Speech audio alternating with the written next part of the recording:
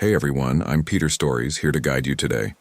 If you use this video to drift off to sleep, please tap like, hit subscribe, and drop a comment telling me where you're watching from and what time it is there.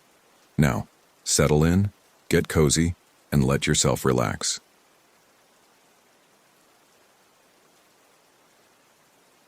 Delacroix, you copy? Static crackled through my radio as I adjusted the volume, squinting through the gathering dusk at the tree line ahead. The voice belonged to Ranger Marcus Webb, my supervisor, calling from the command post we'd established at Elkmont Campground. Copy, Webb, still no sign of Crowther on the Appalachian Trail section. I'm heading toward Cataract Falls now. Negative on that route, Iris. Too dangerous in this light. Circle back to... His voice dissolved into white noise as I moved deeper into the hollow. I'd been searching for Silas Crowther for 6 hours now, and every minute that passed made his chances of survival in these October mountains grow thinner. The photographer had been missing for 3 days, last seen setting up his telephoto lens near the old growth forest section, trying to capture the peak autumn migration. I clicked the radio again. Webb, you're breaking up. I'm going to sweep the falls area and then head back. Nothing but static answered me. The Great Smoky Mountains in late October held a particular kind of darkness that seemed to swallow sound itself. At 5:30 p.m., the sun had already disappeared behind the ridgeline, leaving only a sickly orange glow filtering through the canopy of maple and oak. Dead leaves carpeted the forest floor in a thick layer that muffled my footsteps, but would betray anyone else's movement with their brittle whispers. I'd been a ranger here for 7 years, long enough to know that the mountains didn't give up their secrets easily. But something felt different about this search. Wrong. The usual sounds of the forest settling into evening were absent. No rustle of small animals, no distant call of night birds preparing to hunt. Even the ever-present sound of water trickling down the mountainside seemed muted. My breath formed small clouds in the cold air as I moved along the narrow trail toward Cataract Falls. The temperature had dropped 15 degrees since afternoon, and I could feel the damp chill seeping through my uniform jacket. I'd dressed for a routine patrol this morning, not an extended search operation that was stretching into the night. Silas Crowther, 34 years old, experienced outdoorsman, professional wildlife photographer from Asheville. His editor at Blue Ridge Quarterly had called the Park Service when Silas missed his deadline and wasn't answering his phone. We'd found his rental car in the Elkmont parking area, his camping gear still neatly arranged in the back seat. His camera bag was missing, along with his hiking boots and water bottle. The man knew these mountains. He'd been photographing wildlife here for 5 years, had all the proper permits, followed safety protocols. That's what made his disappearance so unsettling. Experienced hikers didn't just vanish in familiar territory. I paused at a switchback in the trail, checking my GPS. The device showed my location as a pulsing blue dot, but the screen flickered intermittently. These old mountains played havoc with electronics, their iron-rich soil and dense canopy creating dead zones where modern technology became useless. That's when I heard it. A scream. High-pitched, desperate, unmistakably human. It echoed from somewhere ahead of me, seeming to bounce off the hollow walls before fading into the darkness. I froze, every nerve ending suddenly alert. "Hello?" I called out, my voice carrying farther than I'd expected in the still air. "This is Park Ranger Delacroix. If you can hear me, call out again." Silence. I waited 30 seconds, then keyed my radio. "Webb, this is Delacroix. I've got possible contact with our missing person. Grid reference." I looked down at my GPS, but the screen had gone black. I smacked it against my palm, but it remained dead.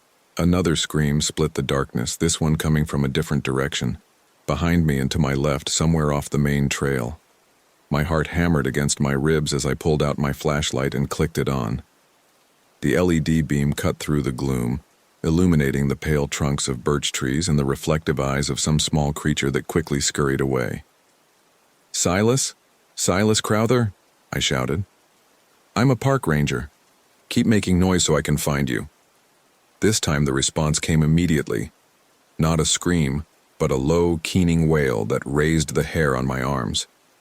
It sounded like someone in terrible pain, trying to call for help, but unable to form words. The sound seemed to come from deeper in the forest, away from any established trail. I hesitated. Standard protocol was to stay on marked trails during night searches, to call for backup before investigating potential contact with missing persons, but those protocols were written for normal circumstances. If Silas was injured, hypothermic, possibly dying, I might be his only chance. I stepped off the trail. The forest floor was treacherous in the dark, full of hidden roots and loose stones that could easily turn an ankle.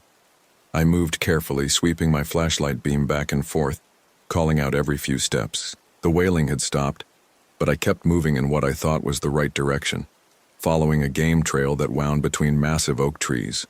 The smell hit me about 50 yards off the main trail, something organic and foul, like meat left too long in the sun. My stomach clenched as I recognized the sweet, cloying scent of decomposition. I'd encountered it before during my years as a ranger, usually when hikers stumbled across the remains of deer or smaller animals. But this was different. Stronger. More recent. I followed the smell, my flashlight beam dancing across the forest floor until it caught something that didn't belong.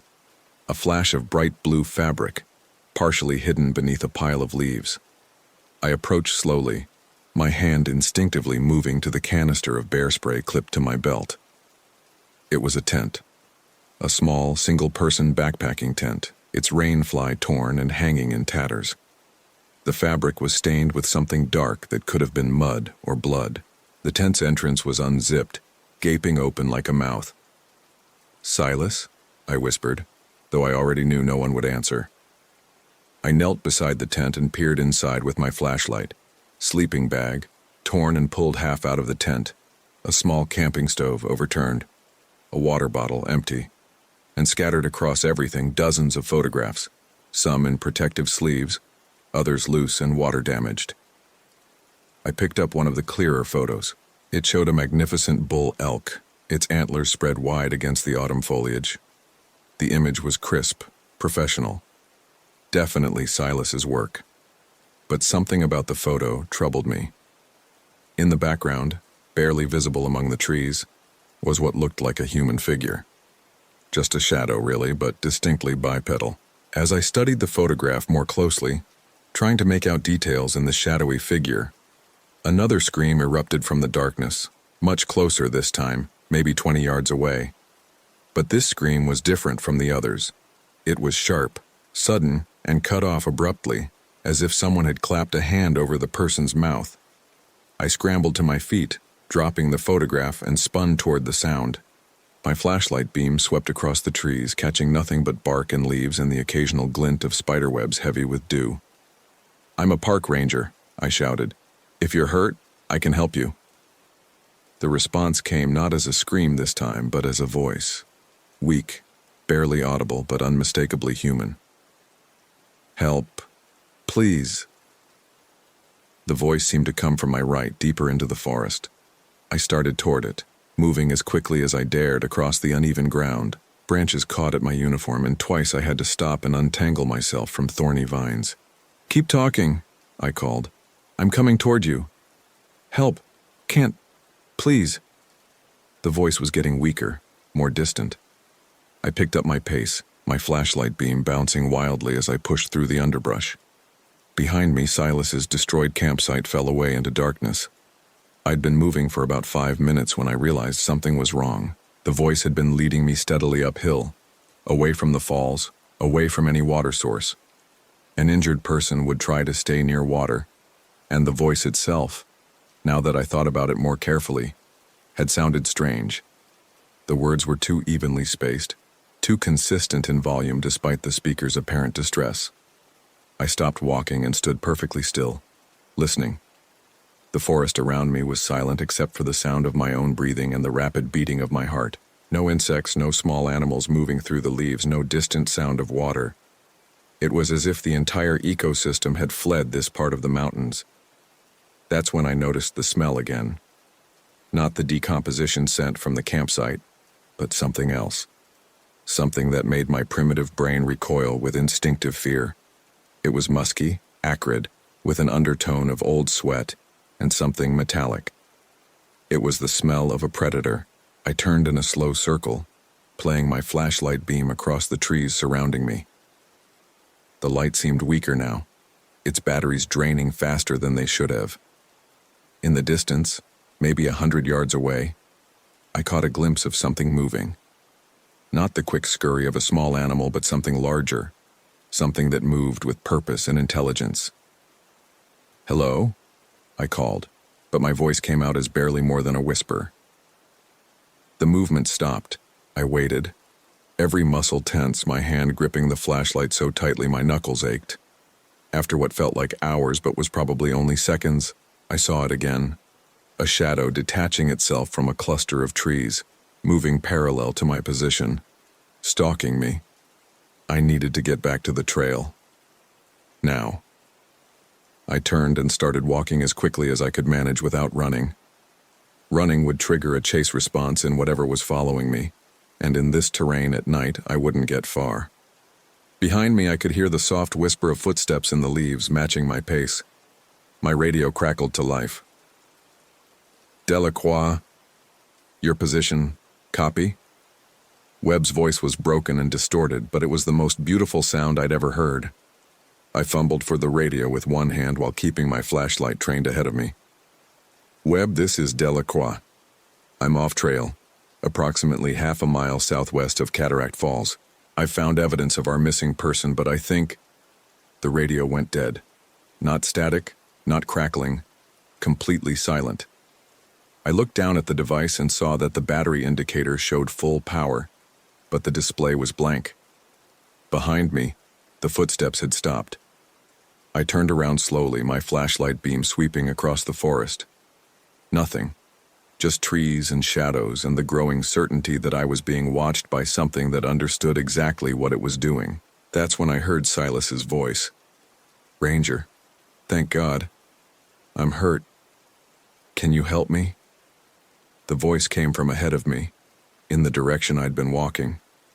It sounded exactly like the voice I'd been following before, but now I recognized it. I'd heard Silas speak during the permit interview 6 months ago. This was his voice, his speech patterns, his slight North Carolina accent. But something was still wrong. "Silas, where are you?" I called. "Keep talking so I can find you." "I'm here. I can see your light." I fell. "I think my leg is broken." I moved toward the voice, but more cautiously now. The voice was coming from a small clearing ahead, where the trees thinned out enough to let in a little starlight. As I approached the edge of the clearing, I could see something lying on the ground. A human figure, motionless. "Silas?" I stepped into the clearing and immediately felt exposed, vulnerable. The figure on the ground didn't move, didn't respond. I approached slowly. My flashlight beam focused on what I could now see was definitely a person, lying on their side with one leg bent at an unnatural angle. It was Silas Crowther. I recognized him from the photo on his permit application. The same sandy hair, the same lean build, the same REI jacket he'd been wearing in his headshot. But something was terribly wrong with the scene. Silas's skin was waxy, pale in a way that had nothing to do with the cold. His eyes were open but didn't track my movement, and when I knelt beside him and reached for his wrist to check for a pulse, his skin was cold. Not cool from the mountain air, but cold in a way that told me he'd been dead for hours. But I'd just heard his voice. I scrambled backward, my flashlight beam playing wildly across Silas's body. That's when I saw the small device clipped to his jacket collar, a digital recorder, the kind wildlife photographers use to capture bird calls and ambient forest sounds. A tiny red light blinked steadily on its surface. Someone had been using Silas's own voice recordings to lure me deeper into the forest. The realization hit me like a physical blow. I'd been led here deliberately, drawn away from the trail by someone who knew exactly how to manipulate a search and rescue operation, someone who understood ranger protocols and psychology, someone who had been watching me, studying me, preparing for this moment. I stood up and began backing away from Silas's body, my flashlight beam darting from tree to tree as I searched for the person I now knew was out there, watching, waiting. "I know you're there," I said, trying to keep my voice steady. "I know you can hear me." A low chuckle echoed from the darkness, seeming to come from all directions at once. It was a sound that made my skin crawl, intelligent, amused, utterly without empathy. "Very good, Ranger Delacroix." The voice was male, calm, with a slight southern accent. "I was beginning to think you'd never figure it out." "Who are you?" I demanded, slowly reaching for my bear spray while keeping my flashlight moving. "What do you want?" "What do I want?" The voice seemed closer now, though I still couldn't pinpoint its location. "I want to play a game, Iris. May I call you Iris? I feel like we know each other so well by now." "I don't know what you're talking about." "Oh, but you do. 7 years you've been walking these trails, following the same routes, checking the same campsites, responding to the same emergency calls. You've become quite predictable, my dear. It made it so easy to study you." My blood turned to ice water. "You've been watching me for months now. Did you know you always check the Elkmont area first during missing person searches? You always take the Appalachian Trail route when you're working alone. And you always break protocol when you think someone's life is in danger." I was backing away slowly, trying to put distance between myself and the voice, but it seemed to follow me, staying just at the edge of my flashlight beam. "You killed Silas." Silas was practice. A test run, you might say. He served his purpose, helped me understand how you think, how you respond to crisis situations. His voice recordings were particularly useful.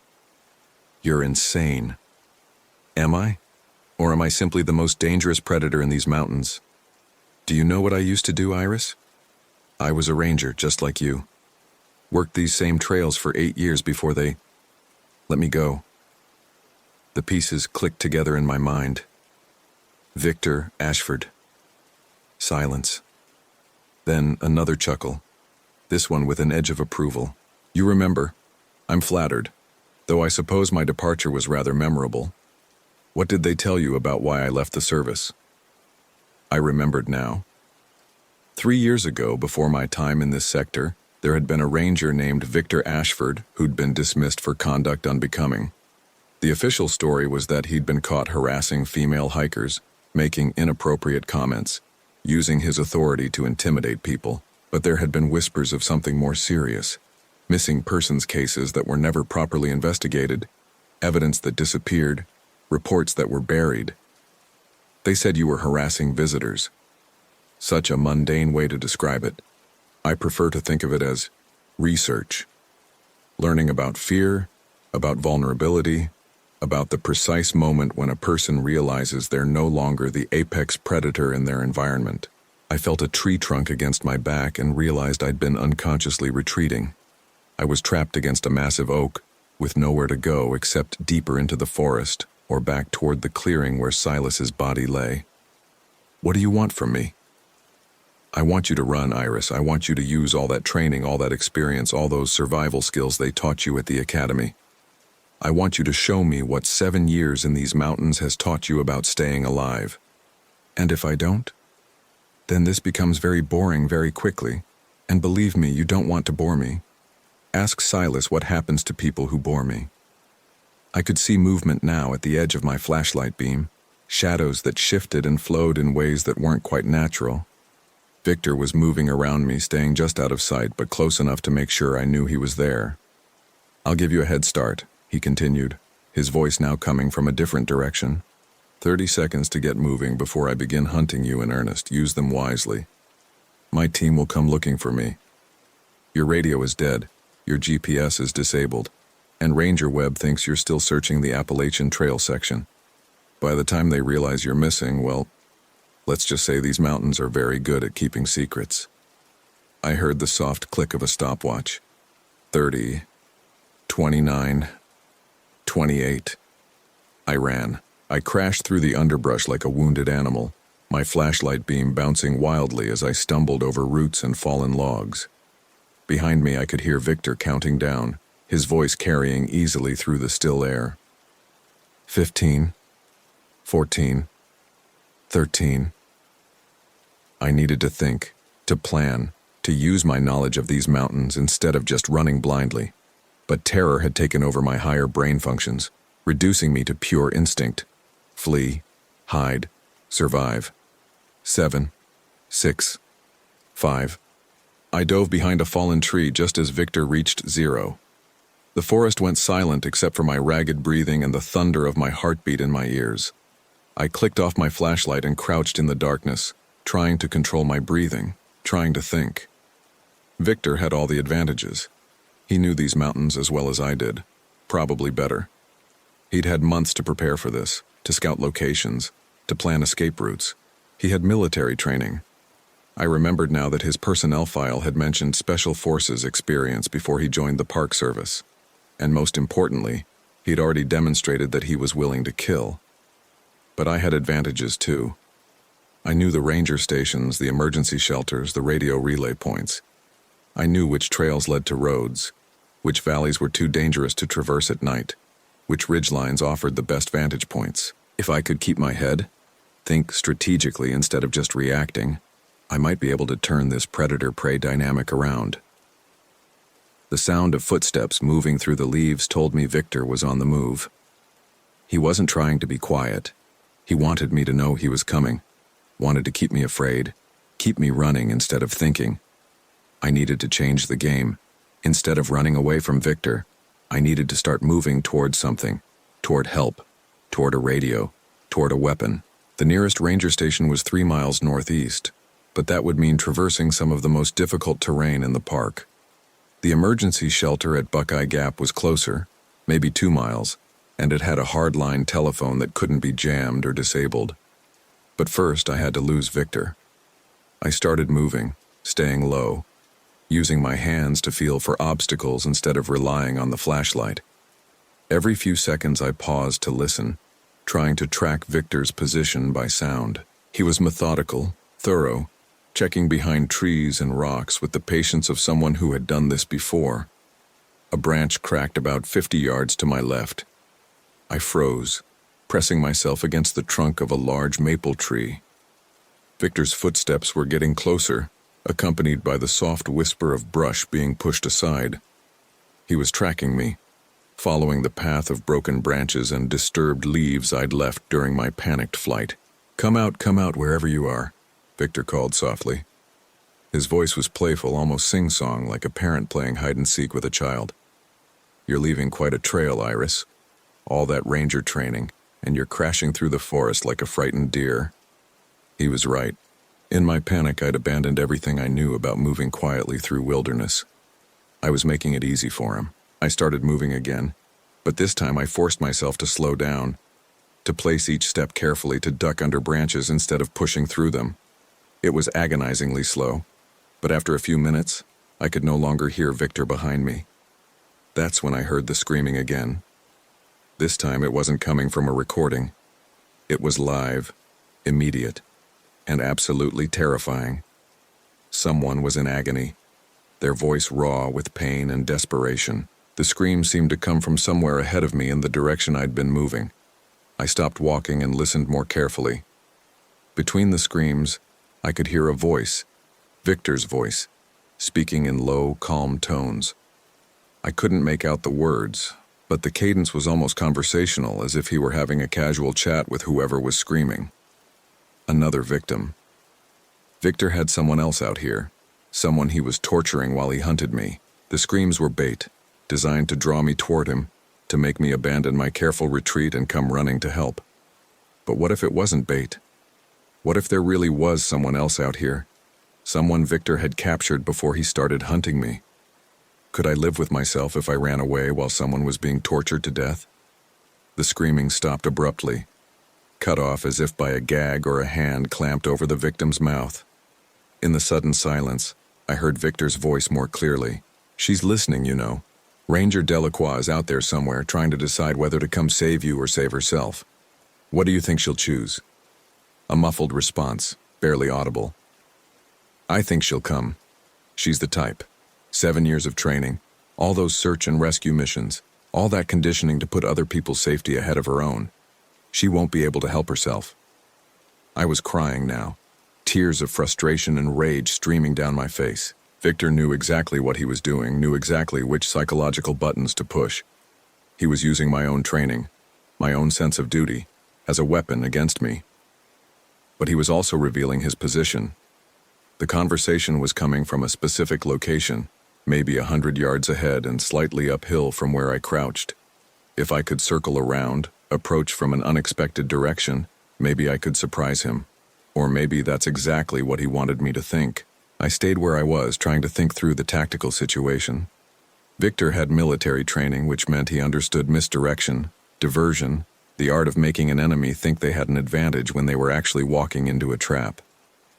The conversation could be real, or it could be another recording designed to draw me in.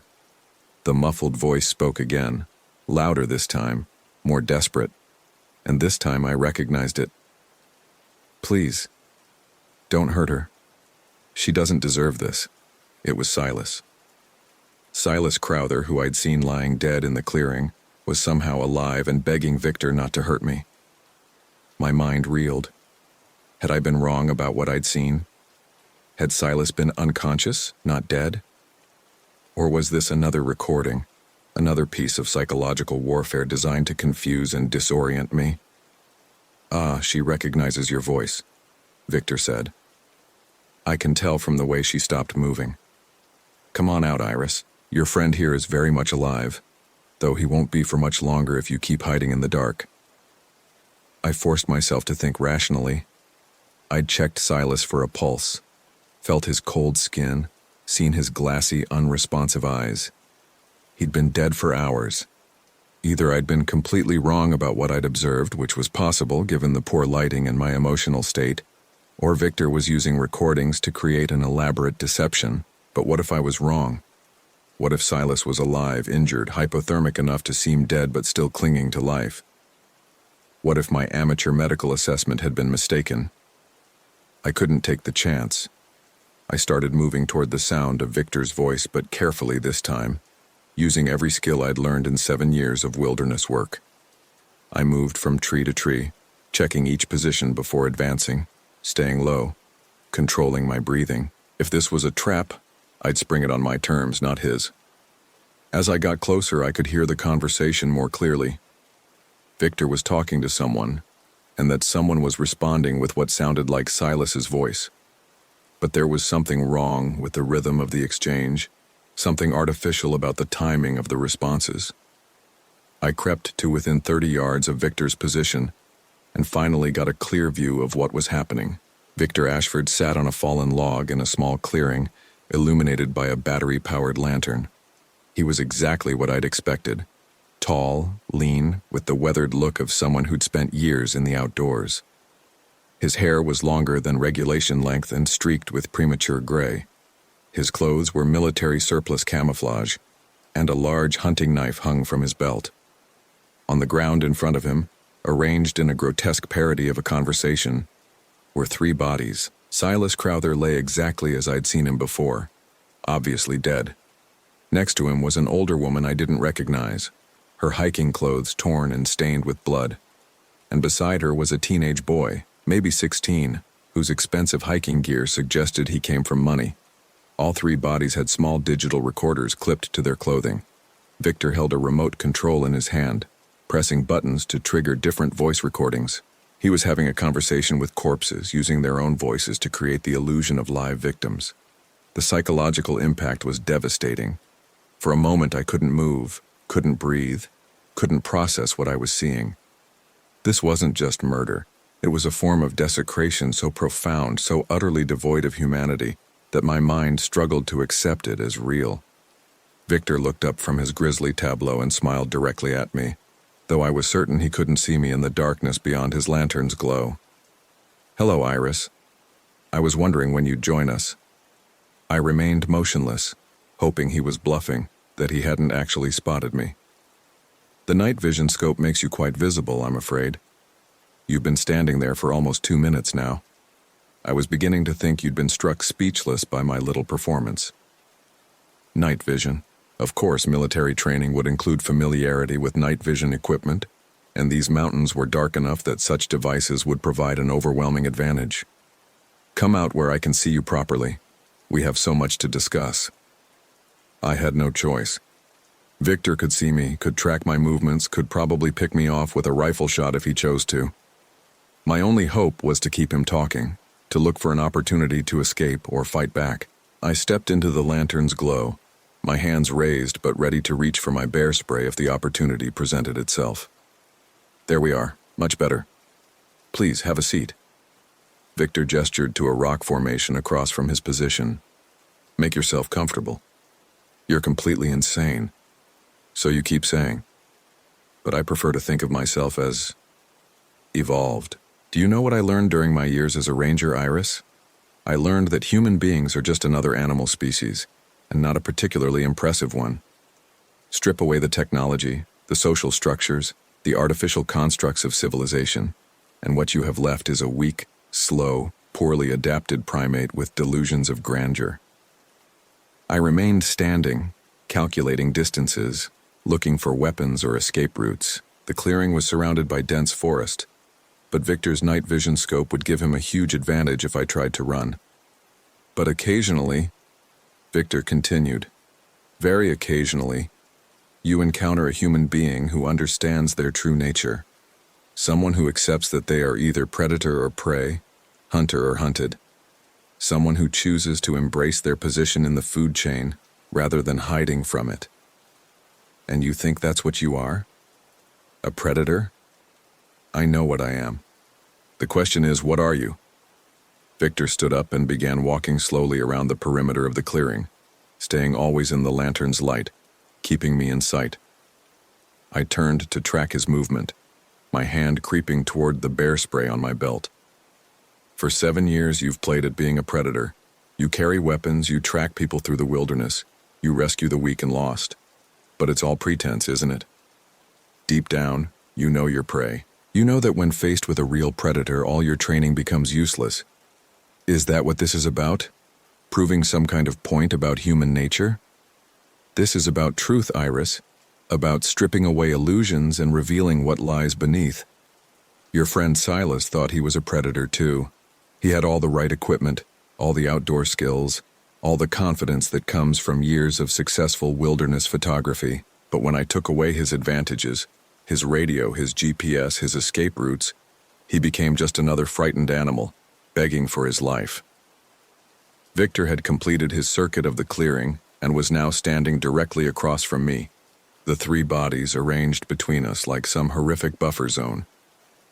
The woman was a day hiker from Gatlinburg, 53 years old, marriage counselor, thought a solo hike would help her find inner peace. She lasted 6 hours before she broke completely. I tried not to look at the bodies, tried to focus on Victor, on finding some weakness I could exploit. And the boy was a real challenge. Eagle Scout, rock climbing experience, junior ROTC. His father is a colonel at Fort Campbell. I thought he might actually provide some sport, but in the end, breeding tells. He was soft, suburban, a product of a society that's forgotten what real danger looks like.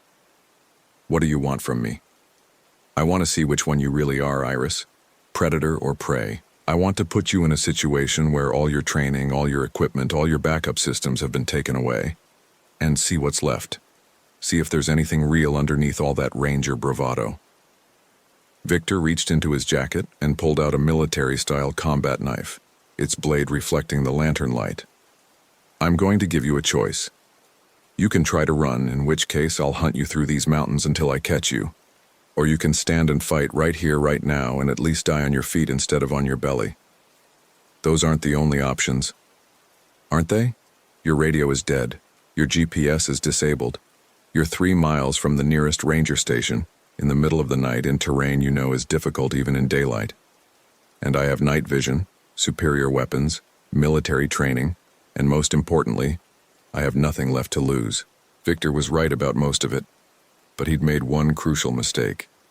He'd assumed I was still thinking like prey, still focused on escape instead of victory. But 7 years in these mountains had taught me something he hadn't considered. Sometimes the only way to survive an encounter with a predator is to become a more dangerous predator yourself. I reached for my bear spray, but instead of using it immediately, I uncapped it, and held it ready. You said you were a ranger for 8 years. That's right? Then you know what this is? I held up the bear spray canister. Victor laughed. Pepper spray. Effective range of maybe 10 feet, assuming you can hit your target in the dark. I'll be impressed if you can even get the safety off before I reach you. You're probably right, but you're forgetting something. And what's that? I'm not the one standing downwind. The mountain breeze had been constant all evening, blowing from the southeast. Victor had positioned himself upwind of my location, which gave him an advantage in terms of scent. He could smell me, but I couldn't smell him. But it also meant that anything I released into the air would blow directly toward him. I triggered the bear spray, sending a cloud of oleoresin capsicum, concentrated pepper extract, directly into the wind. Victor realized what was happening a split second too late. He tried to cover his face and run, but the chemical cloud enveloped him before he could escape. The effect was immediate and devastating.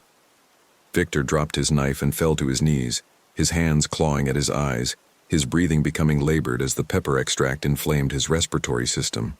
The night vision scope fell from his eye, clattering useless to the forest floor. I didn't wait to see how long the spray would incapacitate him. I grabbed Victor's knife and the lantern, then ran for the forest edge. Behind me, I could hear him gasping and cursing, but I didn't look back. The lantern gave me a huge advantage as I navigated through the trees. I could move quickly without worrying about hidden obstacles, and more importantly, I now had a weapon and Victor was temporarily blinded. The predator-prey dynamic had shifted dramatically in my favor, but I knew the pepper spray's effects would wear off in 15 to 20 minutes. I needed to put distance between us, find help, or set up a defensive position before Victor recovered. The emergency shelter at Buckeye Gap was still my best option. It had a landline telephone, emergency supplies, and most importantly, it was a structure I could defend. The trail to Buckeye Gap was difficult, but I knew it well, and the lantern would let me move at almost normal hiking speed even in the dark. I'd been walking for about 10 minutes when I heard Victor behind me. That was very clever, Iris.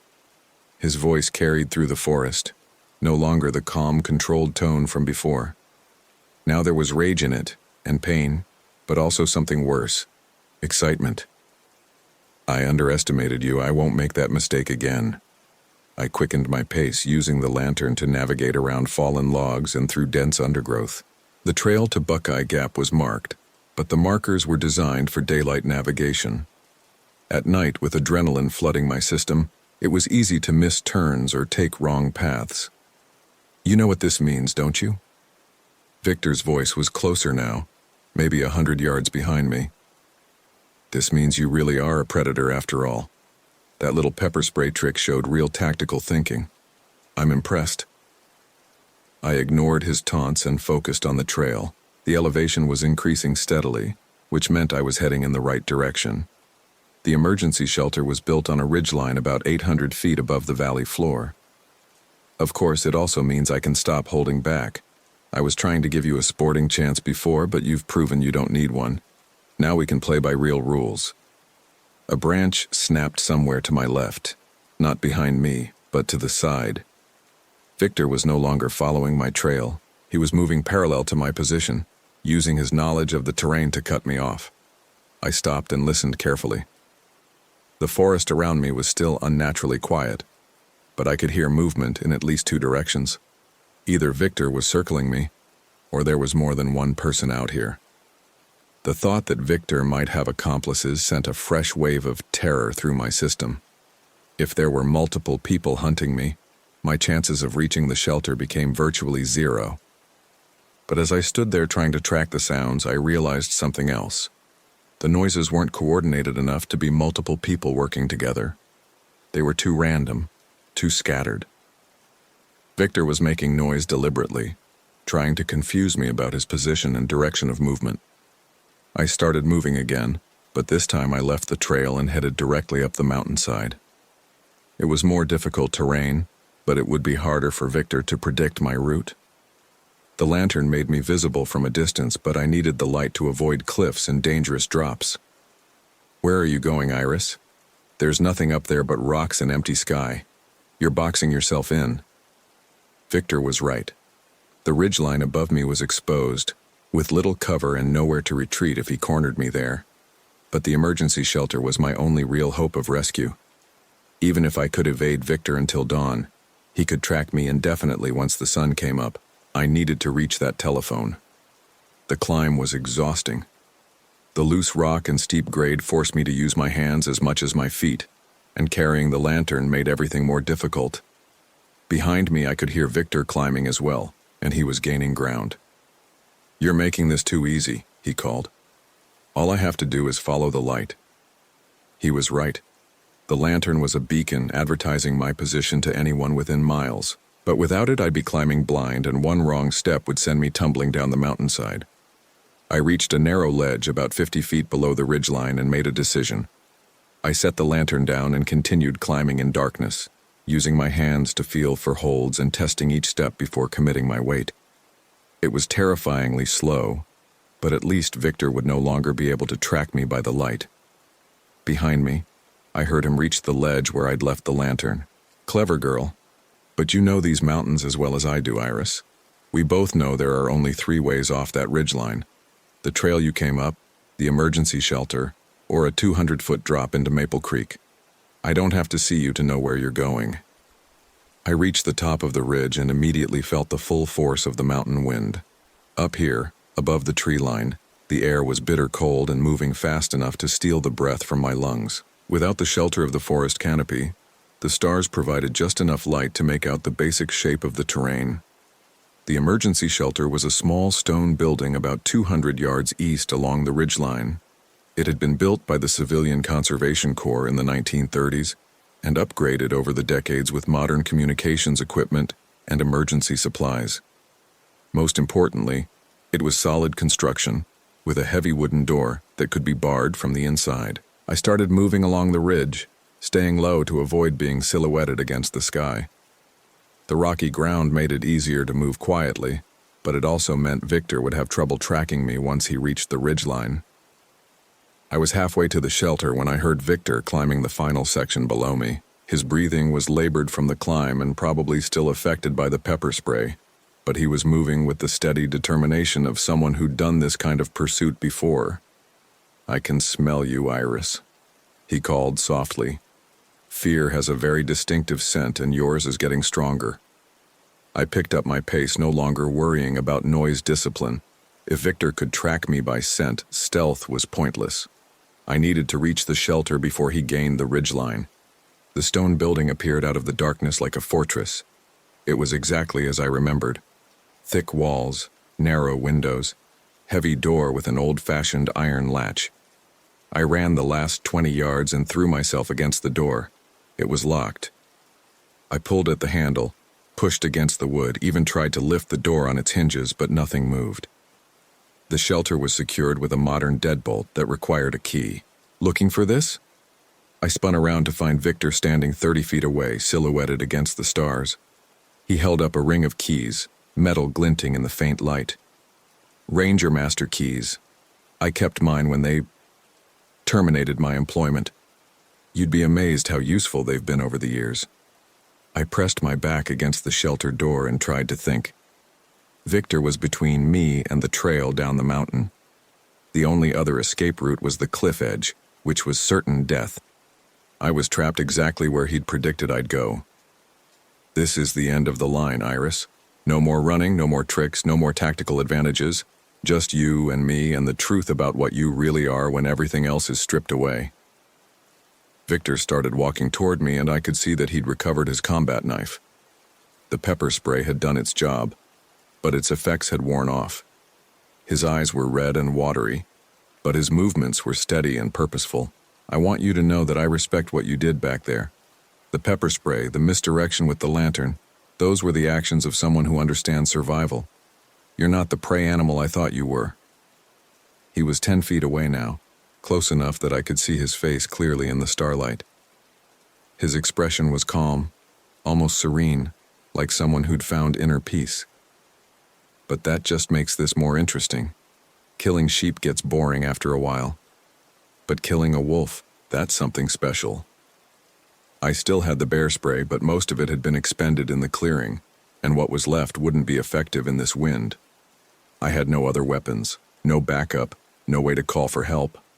But I did have one advantage Victor didn't know about. 7 years ago, during my first month as a ranger, I'd been caught in a severe thunderstorm while conducting a routine inspection of this very shelter. The door lock had malfunctioned, trapping me outside in dangerous conditions. After that experience, I'd made sure to learn about the shelter's emergency features that weren't mentioned in the standard training materials, including the hidden entrance. The shelter had been built during an era when paranoia about foreign invasion was common. The CCC workers had included a concealed access panel on the east wall, designed to allow rangers to enter the building, even if the main door was blocked or damaged. The entrance was camouflaged to look like part of the stone wall, but if you knew exactly where to push, I needed to get Victor to move away from his current position so I could reach the east wall without him seeing what I was doing. "You're right," I said, trying to keep my voice steady. "I'm not prey, but I'm not a wolf either." "No? Then what are you?" I smiled, and for the first time since this nightmare began, it was genuine. "I'm a park ranger, and this is my territory." I ran directly at Victor, not away from him but toward him, moving faster than he expected. He raised the knife, but I wasn't trying to attack him. I was trying to get past him. At the last second, I dove to the side and rolled, coming up near the shelter's east wall. Victor spun to track my movement, but I was already feeling along the stone wall for the hidden mechanism. My fingers found the camouflaged lever, and the access panel swung inward with a soft click.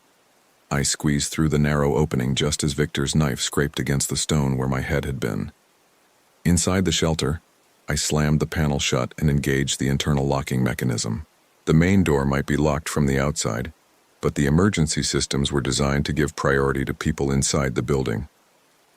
I fumbled for the light switch and nearly cried with relief when fluorescent bulbs flickered to life.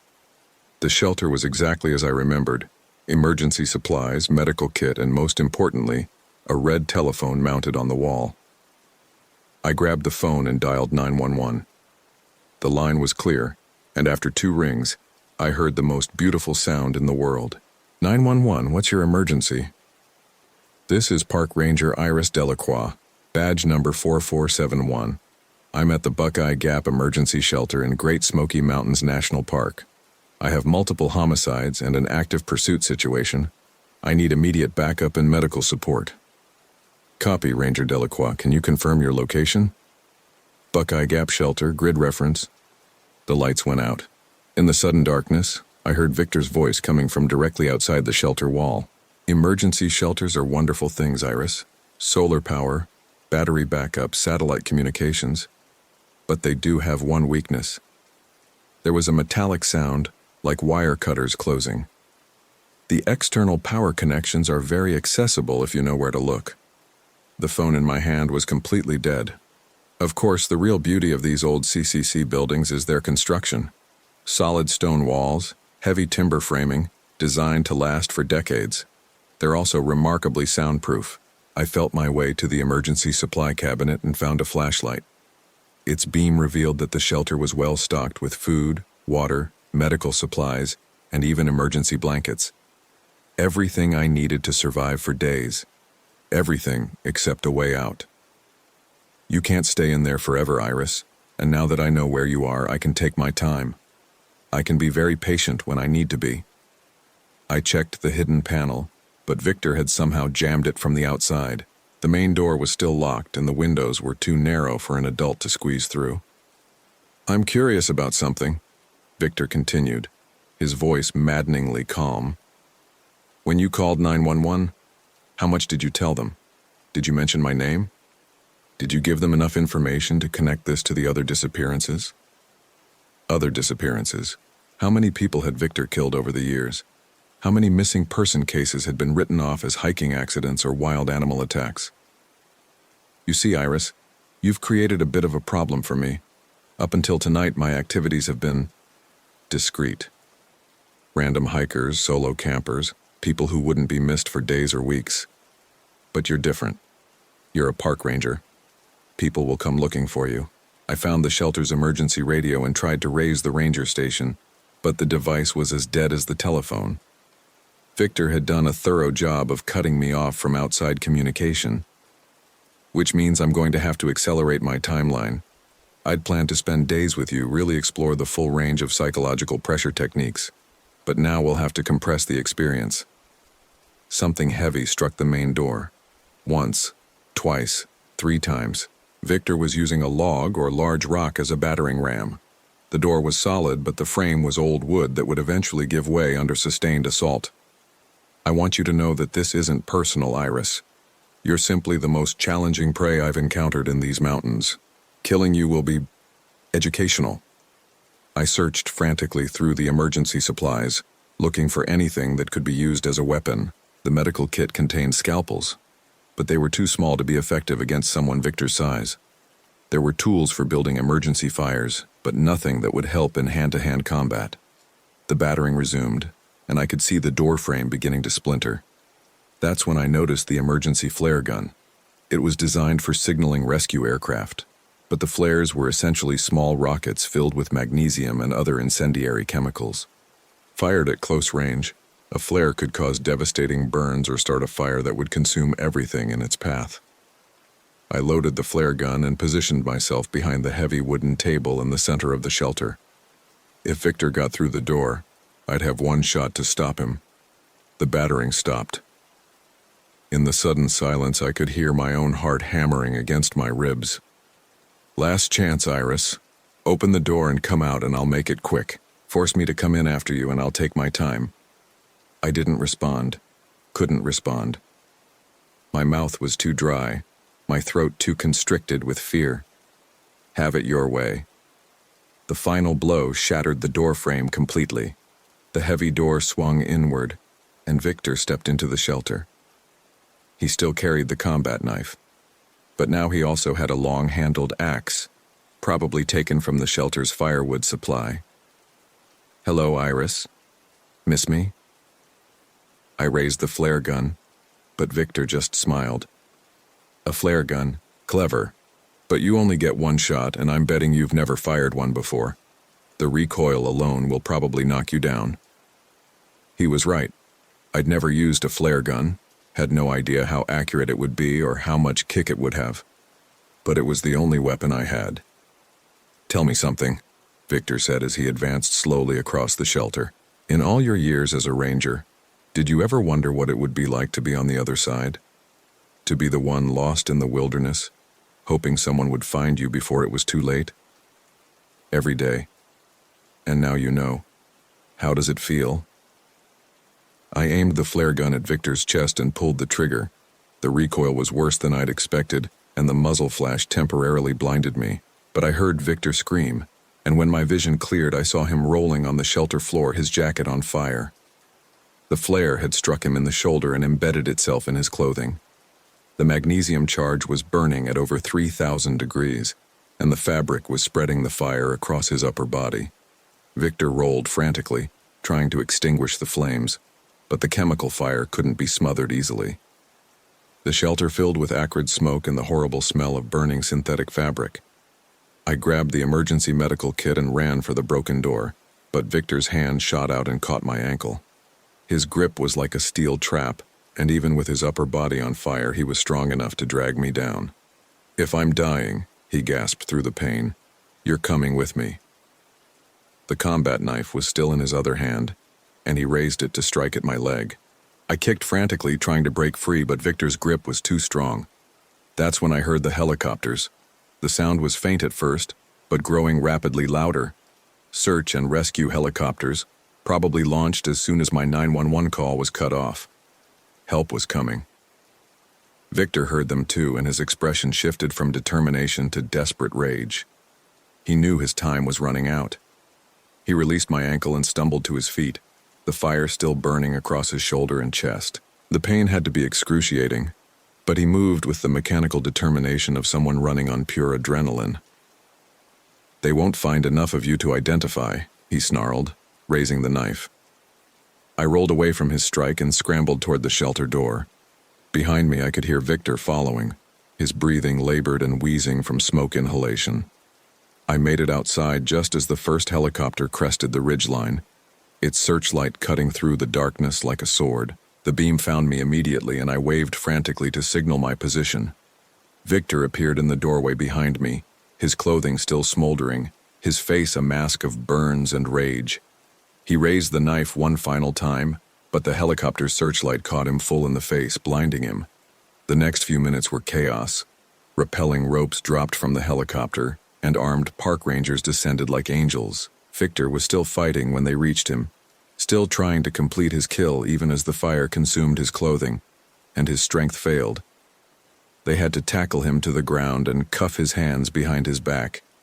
Even then, he kept trying to reach me, kept promising that this wasn't over, that he'd find me again no matter where they put him. I collapsed against the shelter wall and watched as they loaded Victor into a rescue basket.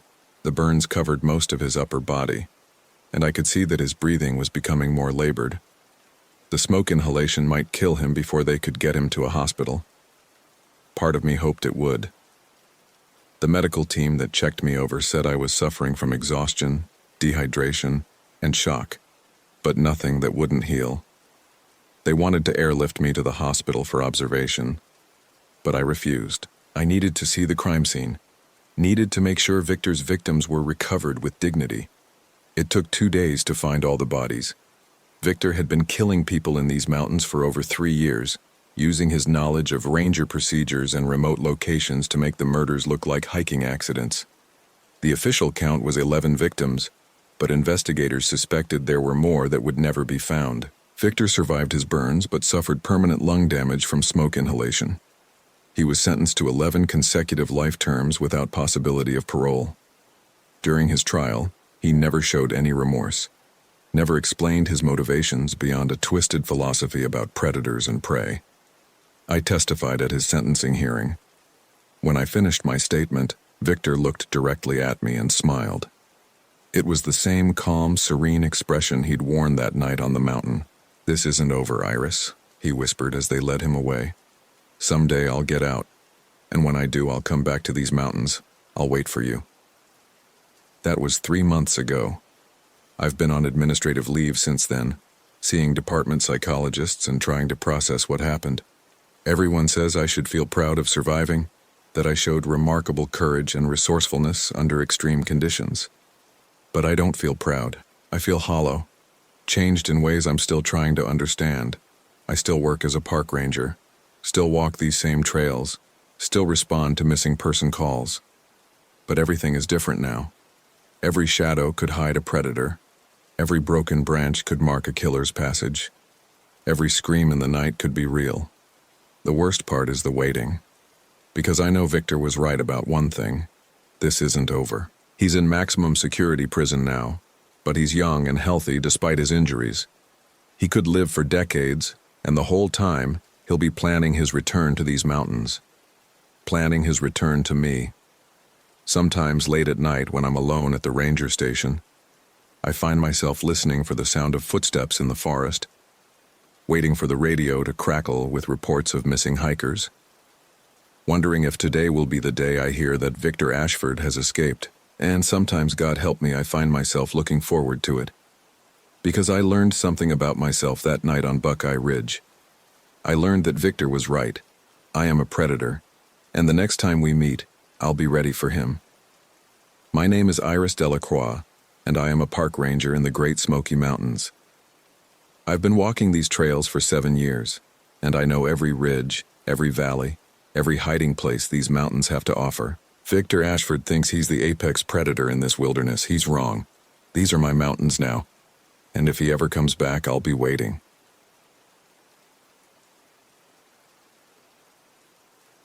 Thorne, you're taking point on the Holbrook case. The words hit me like ice water as I looked up from my morning reports. Supervisor Martinez stood in the doorway of the ranger station, his weathered face grave in the pale October light filtering through frost-covered windows. Outside, the ancient Douglas firs of Olympic National Park swayed in a wind that promised an early winter. "Sir?" My voice cracked slightly. 8 months on the job, and this was the first time I'd been assigned lead on a missing person case. What about Ranger Kellison, or Torres? Kellison's handling the trail closure on Hurricane Ridge, and Torres is dealing with that bear situation near Sol Duke. It's you, Thorne. Ezra Holbrook, 34, nature photographer. Been missing 3 days now. Martinez dropped a manila folder on my desk with the weight of responsibility. His rental car was found at the Hoh River trailhead. Campsite looked normal, but no sign of him since Tuesday morning. I opened the folder with trembling fingers, trying to project confidence I didn't feel. The photograph showed a lean man with intelligent eyes and salt and pepper beard. Expensive camera equipment visible in the background. My textbook training kicked in immediately. Established timeline, search radius, probable cause. Any witnesses? Trail companions? Solo trip. Said he was documenting old-growth forest for some magazine article. Martinez's radio squawked with static. Weather's turning ugly today. Fog's already rolling in, and we're expecting freezing rain by nightfall. You've got maybe 6 hours of decent visibility. The metallic taste of anxiety filled my mouth. 6 hours to find someone who'd been missing for 3 days, in terrain I was still learning, with weather that could kill both searcher and victim. This was exactly the kind of situation that had kept me awake during Ranger Academy, imagining all the ways I could fail. I'll need a search team, I said, trying to sound authoritative. Budget cuts. You get Hendricks for communication support, that's it. Everyone else is tied up. Martinez was already moving toward the door. Thorne, this guy's got family, a sister who's been calling every 2 hours. Don't let me down. The door closed with a finality that echoed in my chest. I stared at Holbrook's photograph, memorizing his features. 34 years old. Only 7 years older than me, but the confidence in his eyes made him seem decades more mature. The kind of person who probably never second-guessed himself, never wondered if he was qualified for the job he was doing. Unlike me. I gathered my gear with mechanical precision, running through the checklist I'd memorized but never had to use in a real emergency. GPS unit, extra batteries, emergency shelter, first aid kit, emergency beacon, two-way radio, water purification tablets, energy bars. The weight of the pack felt heavier than usual, as if gravity itself was trying to keep me in the safety of the station.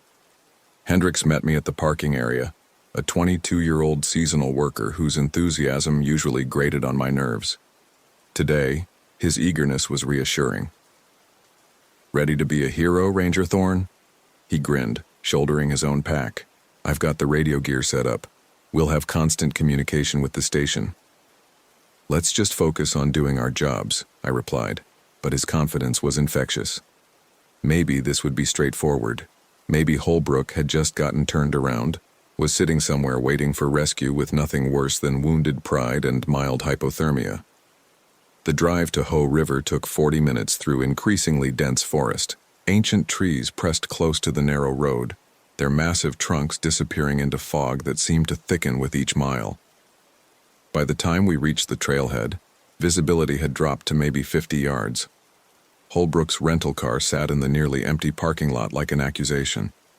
A silver sedan that looked absurdly out of place among the towering evergreens. I walked around it slowly, noting details. No signs of struggle. Doors locked, a coffee cup in the holder still containing dried residue. Looks normal, Hendricks observed, peering through the windows. No blood, no broken glass. I nodded, but something felt wrong. The car was too clean, too perfectly positioned. In my limited experience, people in distress didn't park with such geometric precision. They pulled over wherever panic or confusion struck them.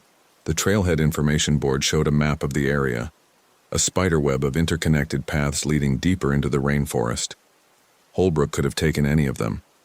The Hoh River Trail was the main artery, but dozens of smaller paths branched off into unmarked wilderness. Where do we start? Hendricks asked. I consulted my notes. Campsite first. See what story it tells us. The registration showed Holbrook had claimed Campsite 7, about 2 miles in. The trail was well maintained but narrow, forcing us to walk single file. Fog swirled between the trees like something alive, muffling sound and distorting distance. The usual forest sounds, bird calls, rustling underbrush, the distant whisper of the river, seemed muted and wrong. "Creepy as hell out here," Hendricks muttered behind me. "Feels like something's watching us." I wanted to tell him to stop being dramatic, but I felt it too, that primitive awareness that prey animals must experience, the weight of unseen eyes. I chalked it up to nerves and responsibility. First major case, career-defining moment, pressure to succeed. Of course I felt watched. Campsite 7 appeared through the fog like a photograph developing. A small clearing beside the trail, fire ring in the center, flat spots for tents worn smooth by countless visitors. Holbrook's camp was still there. A high-end dome tent, backpack hanging from a bare wire, camping stove and cookware arranged with military precision. Organized guy, I observed, kneeling beside the tent. The zipper was closed but not locked. Inside, a sleeping bag lay neatly arranged, personal items stored in stuff sacks. Almost too organized. What do you mean? I couldn't articulate it, but something felt staged. The camp was perfect. Too perfect for someone who'd been living in it for 3 days. No muddy boots by the tent entrance, no scattered gear, no signs of actual habitation. It looked like a display at an outdoor equipment store. "Ranger Thorn?" Hendricks was standing by the bare wire, staring up at the suspended food bag. "This doesn't look right." The rope had been cut, not frayed or chewed through by an animal, but sliced clean with a sharp blade. The food bag lay on the ground beneath, contents scattered but not eaten. Packages of trail mix, energy bars, and dehydrated meals lay torn open and empty. "Animals?" Hendricks suggested, but his voice carried doubt. I examined the scattered packages more closely. The tiers were too regular, too systematic. And there was something else. A smell beneath the loamy forest scent.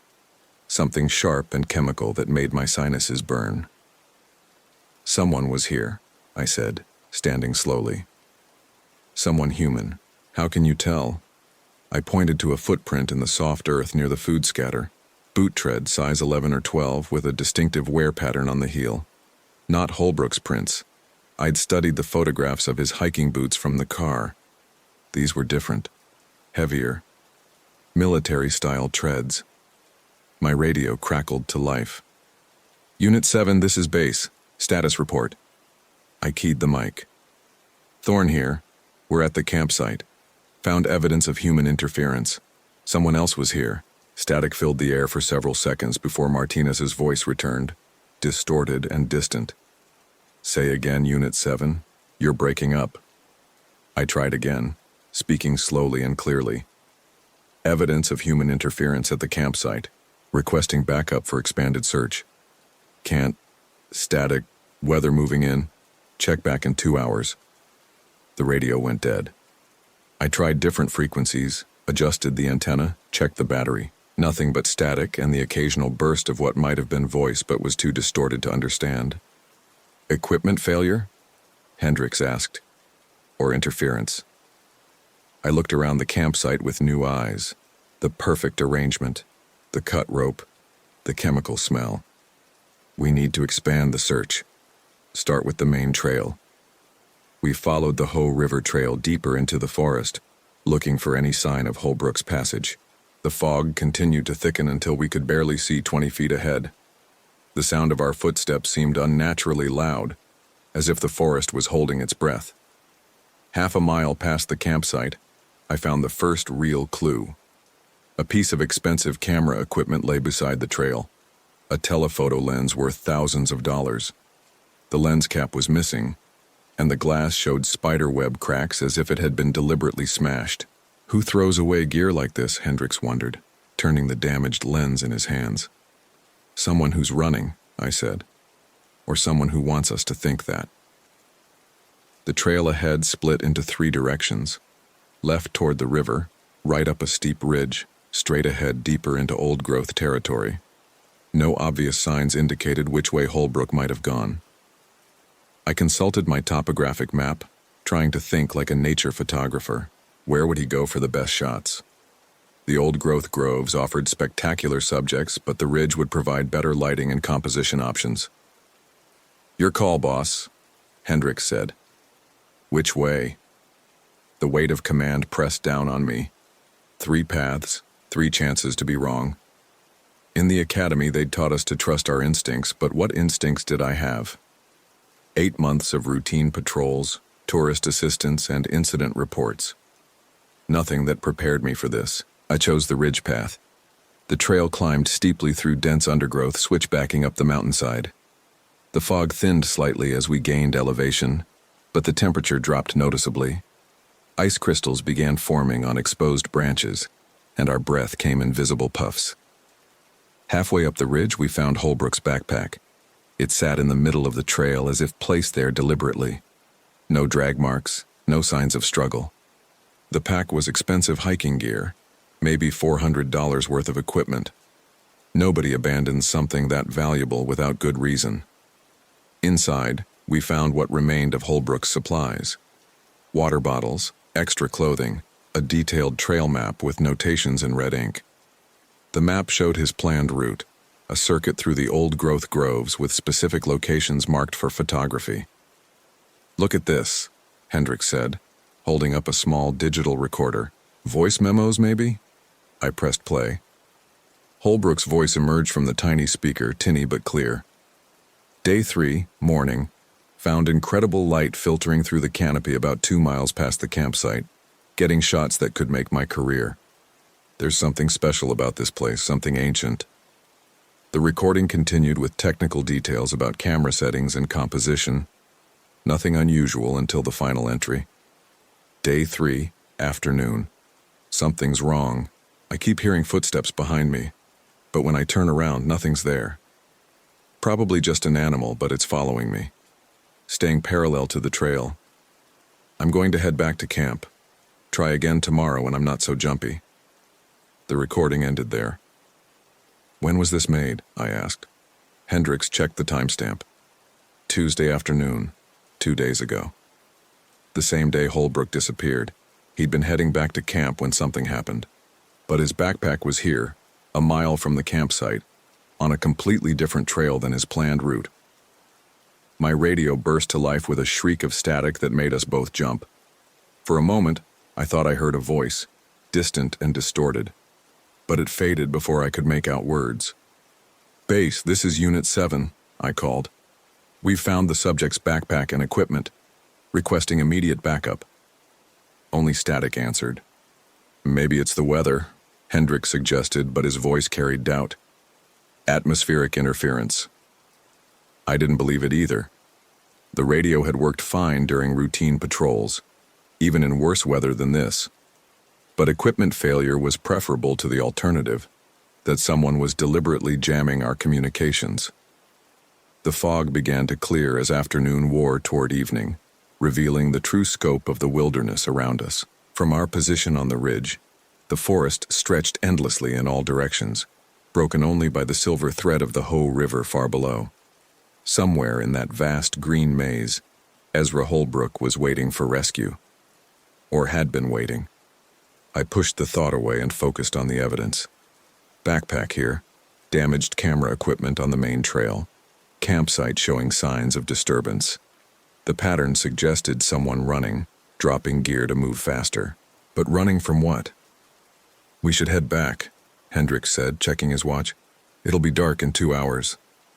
He was right.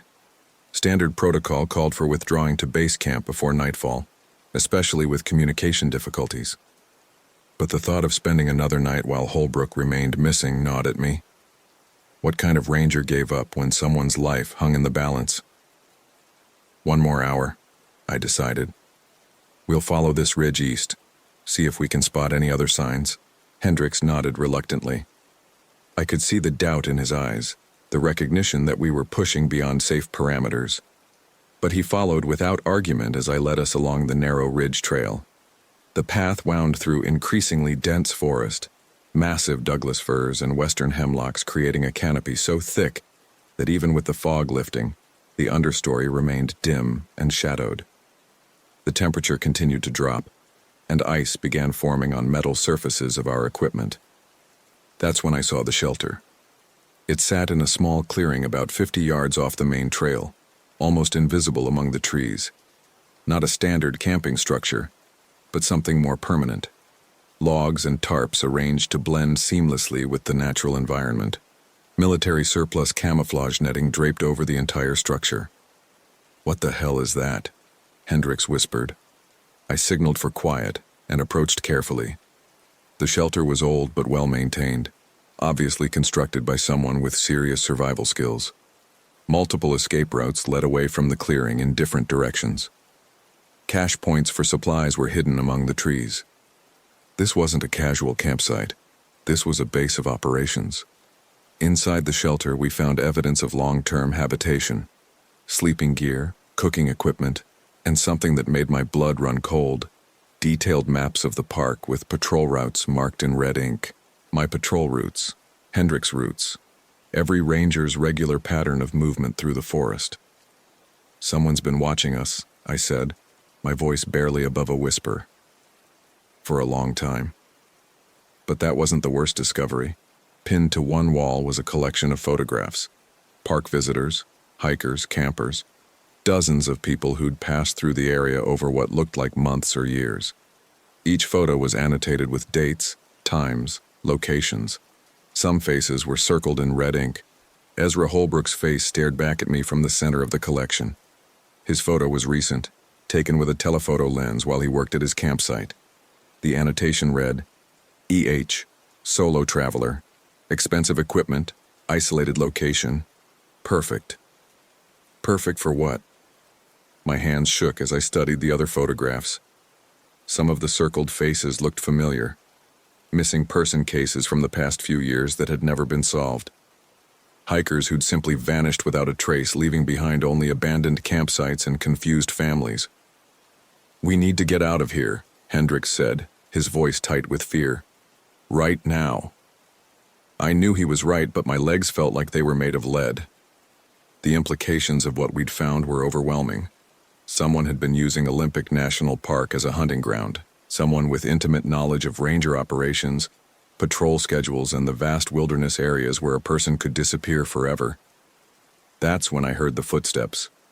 Slow, deliberate, approaching through the trees from the direction we'd come. Boot treads on soft earth, twigs breaking under careful weight. Someone moving with the confidence of perfect familiarity with the terrain. I grabbed Hendricks's arm and pointed toward the back of the shelter where multiple trails led away into darkness. We had to move, had to get away and radio for help. But as we reached the rear exit, more footsteps echoed from that direction. We were surrounded. Well, a voice called from the forest. Male, confident, tinged with amusement. "Look what wandered into my territory." The voice was familiar, though I couldn't immediately place it. Someone I'd heard before, probably on radio communications or at ranger meetings. The realization that our stalker might be someone from within the Park Service made my stomach lurch. "Nora Thorne," the voice continued, closer now. 8 months on the job. Still figuring out which end is up. Perfect candidate for a learning experience. He knew my name, knew my service record. This wasn't a random encounter. We'd been deliberately lured here. "What do you want?" I called out, trying to keep my voice steady. Laughter echoed through the trees. "What do I want? I want to teach you something, rookie. About the difference between textbook training and real-world experience. About what happens when you're out of your depth in my forest." A figure emerged from the fog between the trees. Tall, lean, wearing surplus military gear that blended perfectly with the forest colors. His face was obscured by camouflage paint, but his movements spoke of professional training and absolute confidence. "You don't remember me, do you?" he said, circling our position like a predator evaluating prey. "Marcus Webb. Used to be Ranger Webb, until some uptight bureaucrats decided my methods were inappropriate for public interaction." The name hit me like a physical blow. Marcus Webb, fired from the Park Service 6 months before I was hired. Officially for conduct unbecoming a federal employee, but the rumors suggested something much darker. Excessive force during visitor confrontations, suspicious disappearances in his patrol sector, investigations that went nowhere due to lack of evidence. "Webb's been gone for over a year," I said, still hoping this was some kind of sick joke. "Gone?" He laughed again. "I never left. This is my home, my territory. I know every tree, every trail, every hiding place in this entire forest. You people just waltz through like you own the place, but I'm the one who belongs here." Hendricks edged closer to me, his breathing rapid and shallow. I could smell his fear, sharp and metallic, mixing with the scent of pine and approaching rain. "Where's Holbrook?" I demanded. "Holbrook?" Webb's voice carried mock concern. "Oh, you mean my guest. He's indisposed at the moment, learning some valuable lessons about wilderness survival, the kind of lessons they don't teach in photography school." The casual way he spoke about Holbrook's situation made my skin crawl. This wasn't just about hiding in the forest. Webb had evolved into something much more dangerous. "You can't just disappear people," I said, edging toward what looked like the most viable escape route. "We have protocols, search teams." "Protocols?" Webb's laughter turned harsh. "Like the protocols that let you take point on a missing person case with 8 months of experience? Like the protocols that sent you out here with minimal backup and failing communications?" He was right, and we both knew it. The budget cuts, the skeleton crew, the pressure to handle everything with minimal resources, it had all played perfectly into his hands. "Here's what's going to happen," Webb continued, his voice taking on a lecturing tone. "You're going to learn what it's really like to be hunted, to understand the difference between being the hunter and being prey. Consider it advanced training." He melted back into the trees as suddenly as he'd appeared, leaving us alone in the clearing with our racing hearts and the growing certainty that we were completely out of our depth. "Radio," I whispered to Hendricks. "Keep trying the radio." He fumbled with the equipment while I studied our surroundings. The shelter had been positioned with tactical precision, clear sight lines in all directions, multiple escape routes, natural barriers to approaching threats. Webb had chosen his location with the expertise of someone who understood both hunting and warfare. "Still nothing," Hendricks reported. "Complete static." I wasn't surprised. Webb had probably been jamming our communication since we'd entered his territory. The question was how long he'd been planning this and what exactly he intended to do with us. A branch snapped somewhere to our left, then another to our right. He was moving around us, staying just beyond visual range but making sure we knew he was there. Psychological warfare. Let the prey know they're being stalked. Let fear do most of the work. "We need to move," I said. "Pick a direction and go fast." "Which direction?" That was the problem. Webb knew this forest infinitely better than we did. Every trail, every hiding place, every tactical advantage belonged to him. Our maps and GPS were useless against someone who'd been living here for over a year. I chose the trail that led downhill toward the river, hoping that moving toward water might give us options, a place to hide, or at least more open terrain where we couldn't be ambushed as easily. We moved as quickly as the terrain allowed, but every step seemed to announce our position. Dead leaves crunched underfoot, branches scraped against our packs, our breathing echoed in the still air. Meanwhile, Webb moved through the same forest in complete silence, like he was part of the landscape itself. The trail wound down through increasingly dense undergrowth. Ancient fallen logs created natural barriers and blind corners where an ambush could come from any direction. The temperature continued to drop as darkness approached and ice began forming on every surface. "There," Hendricks whispered, pointing ahead. "Is that smoke?" A thin column of gray smoke rose from somewhere near the river. Not the dispersed smoke of a forest fire, but the controlled output of a contained fire.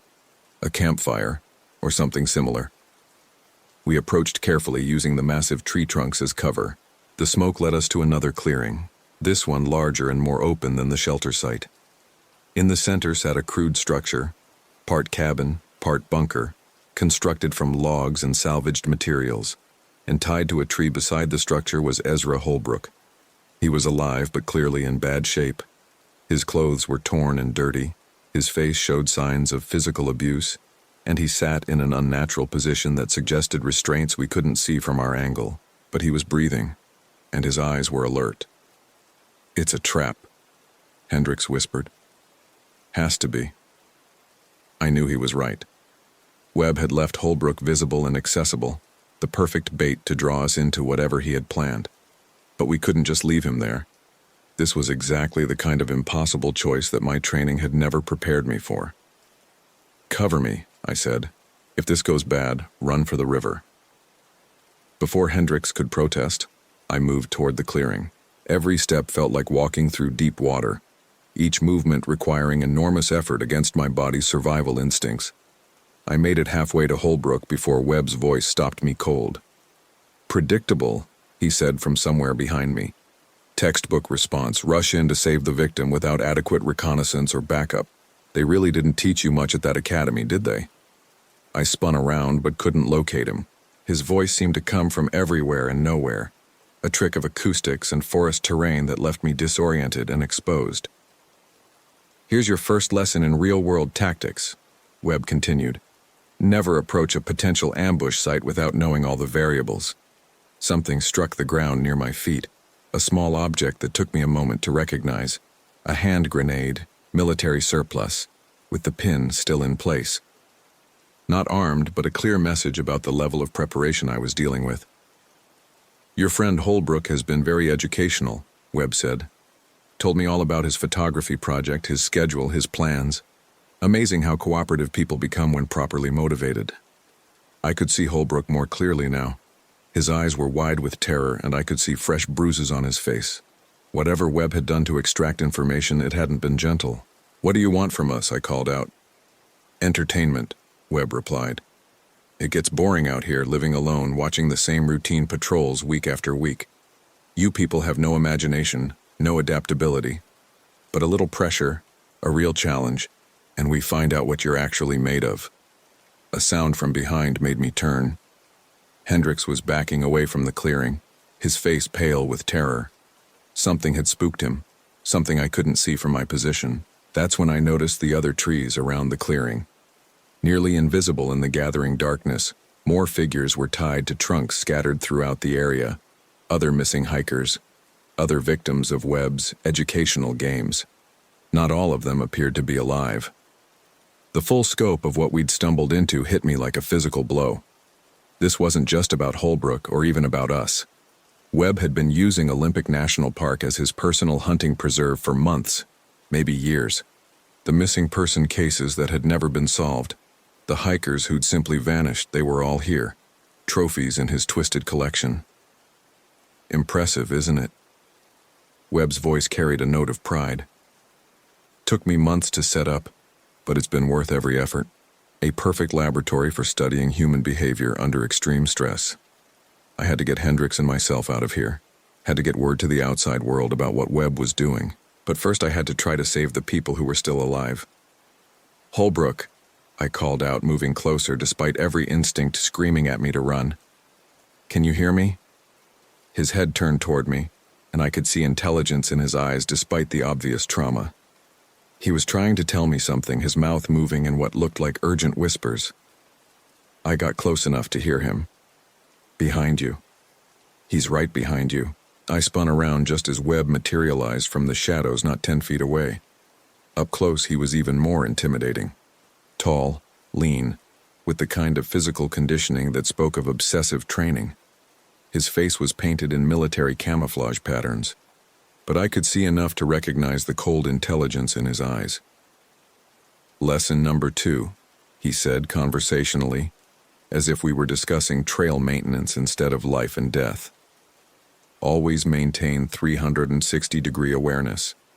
The forest has eyes, rookie, and right now those eyes belong to me." He held something in his hand.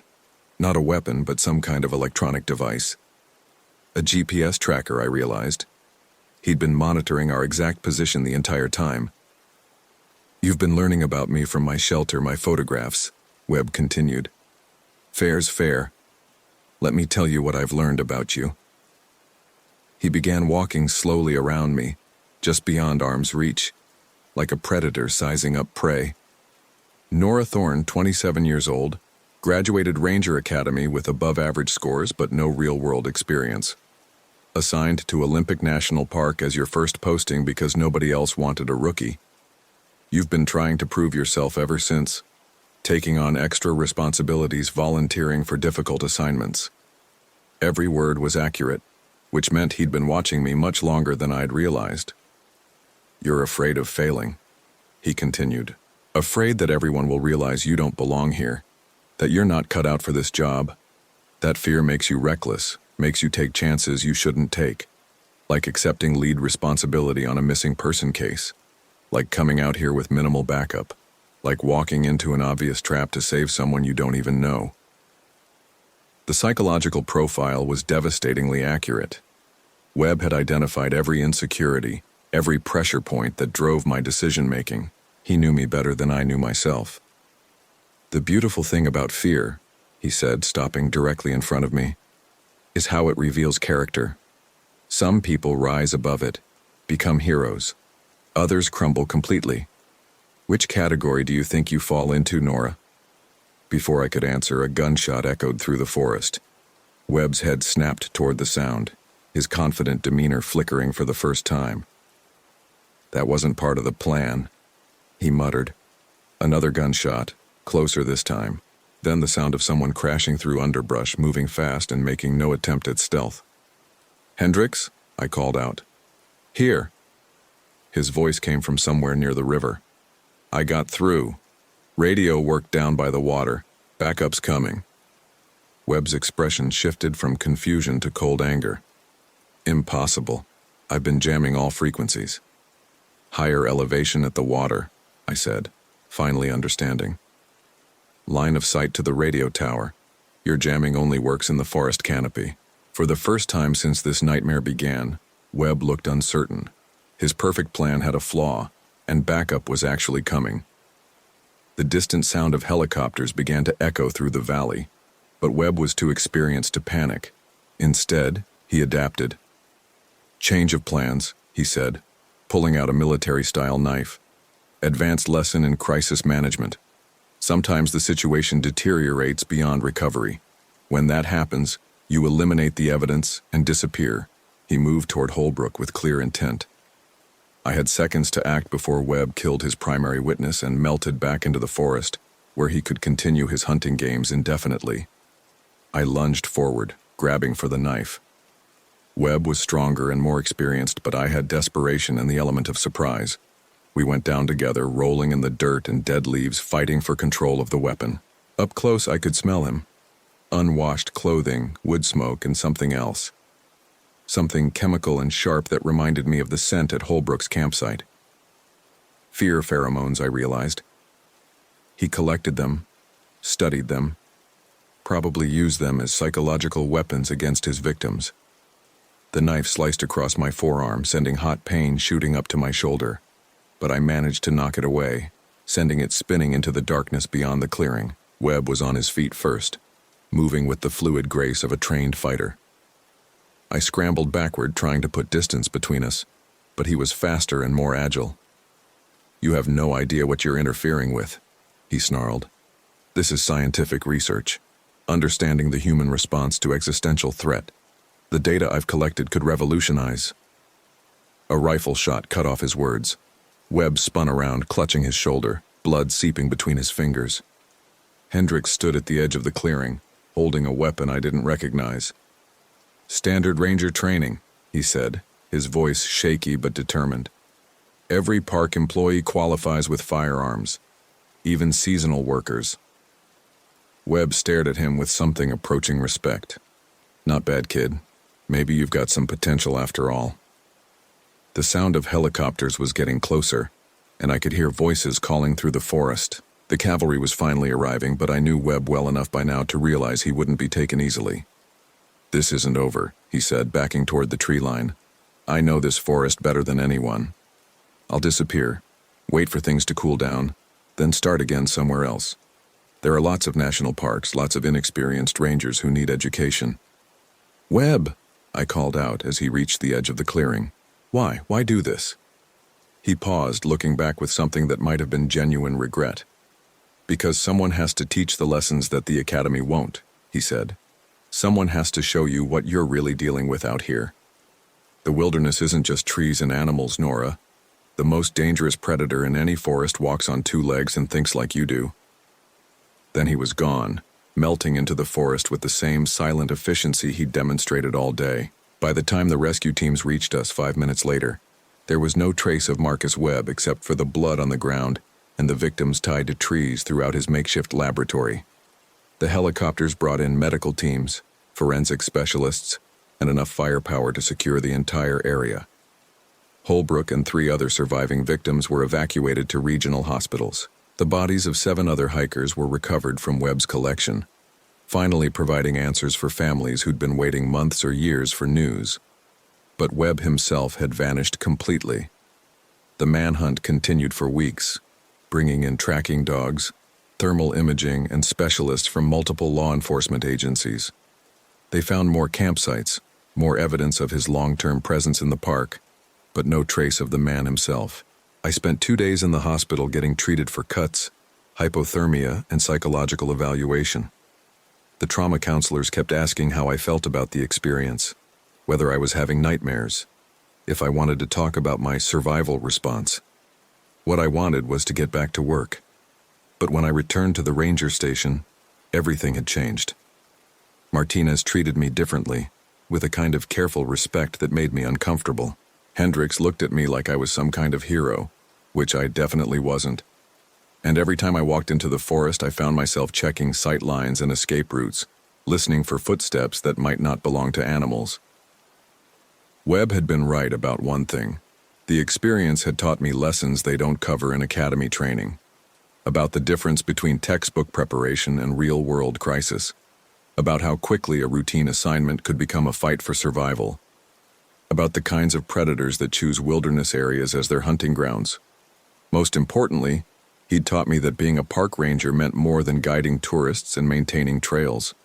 It meant standing between civilized society and the wild spaces where anything could happen, where people like Marcus Webb could disappear for years, building their twisted laboratories and conducting their sick experiments on anyone unlucky enough to cross their path.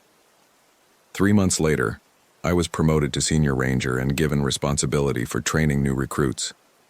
The first lesson I taught them had nothing to do with wildlife management or visitor services.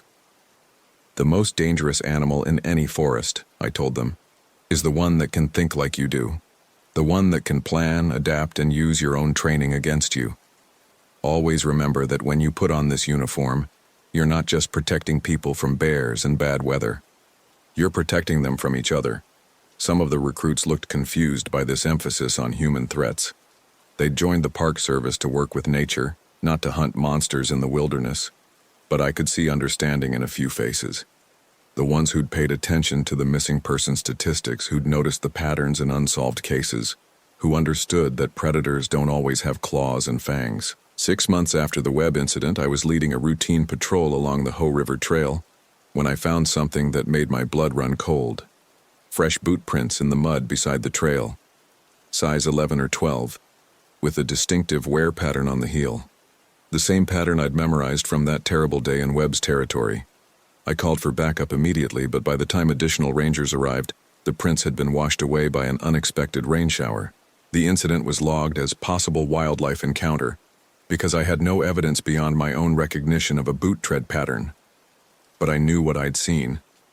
Webb was still out there, somewhere in the vast wilderness of Olympic National Park, still watching, still learning, still perfecting his understanding of human behavior under extreme stress. The manhunt had been called off after 3 months with no results, but that didn't mean he was gone. It just meant he was being more careful. Late at night, alone in the ranger station, I found myself studying maps of the park with new eyes, looking for patterns in the missing person reports, analyzing the locations where Webb's camps had been discovered, trying to predict where he might establish his next laboratory. The truth was, he could be anywhere. Olympic National Park covers nearly 1 million acres of wilderness, much of it completely inaccessible to normal search efforts. A man with Webb's survival skills could remain hidden indefinitely, emerging only when he found suitable subjects for his twisted research. And somewhere in that vast green maze, he was waiting for the next inexperienced ranger to take on more responsibility than they could handle, waiting for the next solo hiker to venture too far from established trails, waiting for the perfect opportunity to teach his next lesson about the difference between hunter and prey. The thought should have terrified me, but instead, it filled me with a cold determination. Webb had chosen to make Olympic National Park his hunting ground, but he'd made one crucial mistake. He'd taught his lessons too well. I knew he was out there. I knew his methods, his psychology, his need to prove his superiority over textbook-trained rangers. Most importantly, I knew that sooner or later his ego would bring him back for a rematch. When that happened, I'd be ready. The forest belonged to all of us, visitors, wildlife, and the rangers sworn to protect them.